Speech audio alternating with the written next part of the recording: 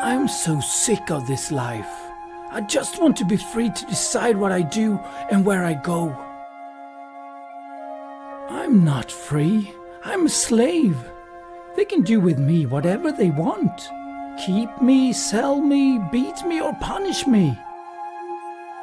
More than likely, these were the thoughts of a young slave in Colossus, a small town in the area which today is a part of Turkey. His name was Onesimus. He belonged to a rich man called Philemon.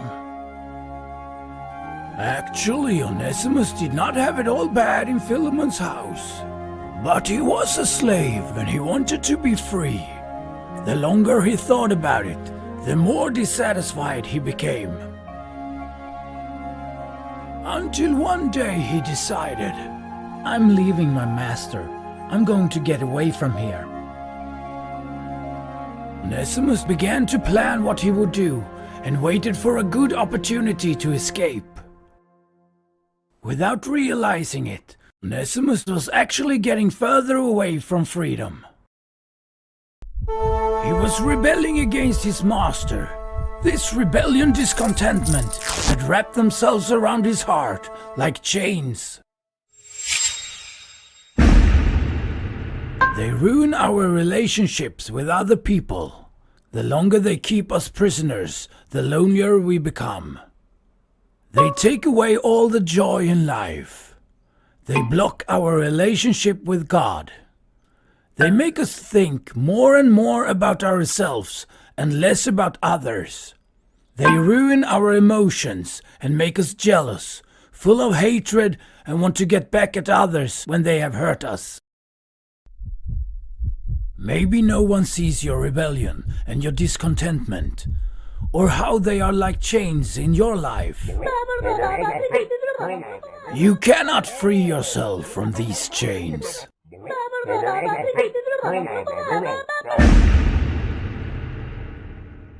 For the Lord searches all hearts and understands all the intent of the thoughts. 1 Chronicles chapter 28 verse 9. In each person there is what can be seen on the outside, the visible, and what cannot be seen on the inside, the invisible. The part where our thoughts and emotions come from, and they affect how we behave on the outside. Often Philemon had many guests in his home. The followers of Jesus met there to worship God. When the guests arrived, there were always a lot of activity in the house, and it would be easy to escape. Maybe it was one of those days when Onesimus found an opportunity, and he ran away. Onesimus rushed through the streets he knew, left the city and started a long hike towards the Mediterranean Sea. He was in a real hurry to get away. Back in those days, runaway slaves who got caught were returned to the master and severely punished. Onesimus must have been relieved when he finally saw the sea and the big sailing ships in the distance. They sail long distance across the sea to faraway countries and cities. Freedom was close. Once he arrived at the harbor, Onesimus started to look for a suitable ship.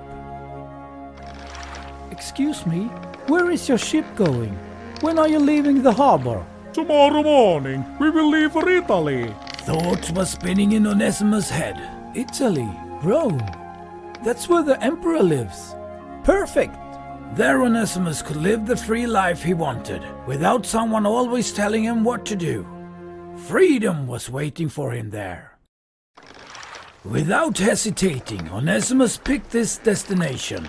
The sea voyage took several weeks, but Onesimus finally arrived in Rome. Finally, I made it! Here I'm free, totally free! Nobody here knows about my past. Here I can do whatever I want. Here I can enjoy my freedom! Soon Onesimus realized that in Rome nothing was free. If he wanted to eat, he needed money, and to get money, he needed to work. He could do whatever he wanted, but he needed food, clothes, and somewhere to live. He had thought life as a free man would be easier than this. But then Onesimus met a remarkable old man in Rome. This man lived in his home, but he was a prisoner there. He was guarded by a soldier and chained up at all times. He had to stay in his home and could not come and go as he wanted. On the outside, he was not free, but he was free inside. His heart, his thoughts, and his feelings were free from the chains of rebellion and discontentment, free from hatred and envy and wanting to get his own back on others. He radiated real, true freedom and showed it in his life. Onesimus was not his only guest. A small group of people met there. What Onesimus heard there surprised him. So that happened in Rome as well. Just like at Philemon's house, followers of Jesus met here. One day, when Onesimus was visiting Paul, he realized, I also need Jesus Christ. Although I don't live as a slave anymore, I don't live a truly free life. What kept Onesimus prisoner inside and deprived him from true freedom? His guilty conscience whenever he thought about his master Philemon. Injustice from the past made him guilty before the Lord. Wanting new things all the time discontented him. Most of the time he looked out for his own interests and had a little consideration for others. The feeling to be a loser or other negative feelings. Onesimus wanted to become free from the invisible chain which tied his life, his feelings, and his thoughts.